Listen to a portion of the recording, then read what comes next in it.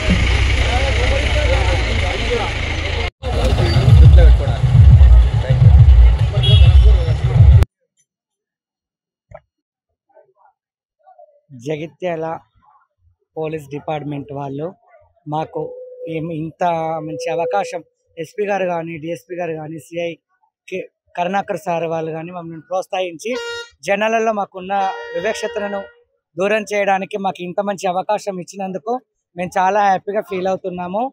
మాకు కూడా సమాజంలో గౌరవాలు దక్కాలని చెప్పేసి మాకు సార్ వాళ్ళు మాకు డ్యూటీ ఇచ్చారు. మాకంటూ ఈరోజు టౌన్ పోలీస్ అని మాకు ఒక టీషర్ట్ లాంటివి ఇచ్చేసి మమ్మల్ని డ్యూటీలో జాయిన్ చేశారండి. మేము ఈ అవకాశాన్ని మేము చాలా మంచిగా వినియోగించుకోవాలని, ఇట్లాంటి మళ్ళీ మాకు ఇంకేదైనా ఉన్నా కానీ మంచి అవకాశాలు మాకు ఇప్పించాలని మేము మనస్ఫూర్తిగా కోరుకుంటూ మేము చాలా హ్యాపీగా ఫీల్ అవుతున్నామండి. మేము మా ట్రాన్స్ కమ్యూనిటీ తరఫున మేము పోలీస్ డిపార్ట్మెంట్ వాళ్ళకి చాలా చాలా ధన్యవాదాలు తెలుపుకుంటూ, అందరికీ నమస్తే. నా పేరు ప్రశాంతి. నేను ట్రాన్స్ ఉమెన్ జగిత్యాల నుంచి మాట్లాడుతున్నాను.